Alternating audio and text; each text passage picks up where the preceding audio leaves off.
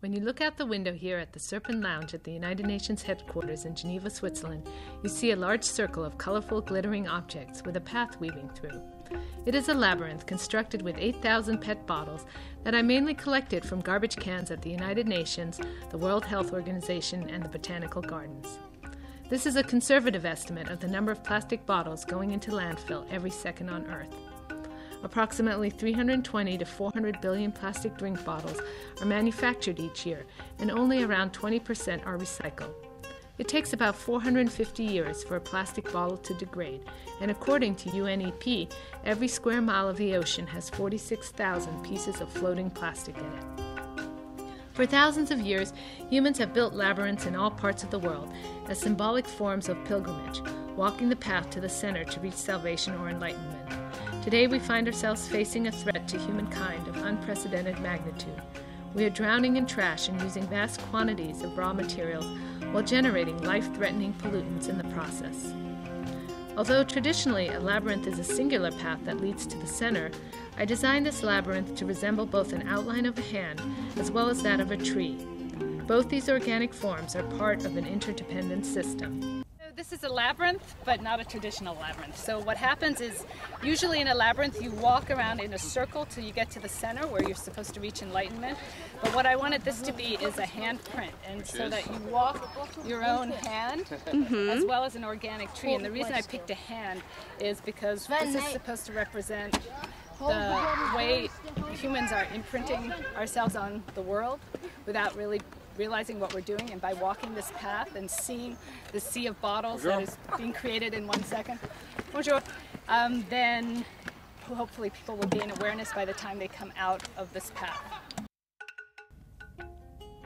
I started the piece with a simple idea, to make people aware of plastic bottle waste and to encourage people to reduce, reuse, and recycle. However, I soon realized that these strategies would only slow down the inevitable.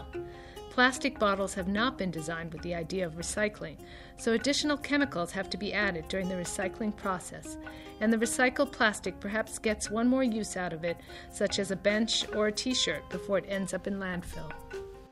To reduce, reuse, and recycle are very important steps in dealing with our waste, and this strategy has long been the focus for many environmentalists.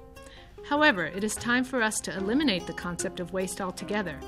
We need to develop solutions that bring environmentalists and industrialists together with the common goals of living harmoniously with our planet and creating human prosperity at the same time. To achieve these goals, we need to redesign our products and packaging from the very beginning. This piece will be on exhibit here at the UN for 30 days. During that time, approximately another 21 billion bottles will be added to landfill.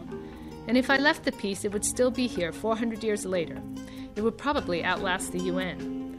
It is my hope that in 20 years I will be invited by the UN to recreate this piece, but instead of having the bottles picked up by a recycling company at the end of the exhibit, I will just scatter the bottles on the grounds of the UN, since they will biodegrade and become nutrients for the soil and plants.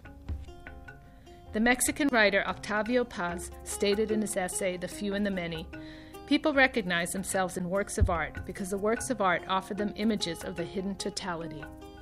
My hope is that as people walk the hand tree path through this mass of plastic bottle waste, they will realize that it is time for us to change our habits, to change how we think of waste, and to demand that our governments, our industrialists, and we as individuals invest in redesigning the way we live, since even the smallest innocuous act of buying a drink can accumulate into a massive problem that affects the entire planet.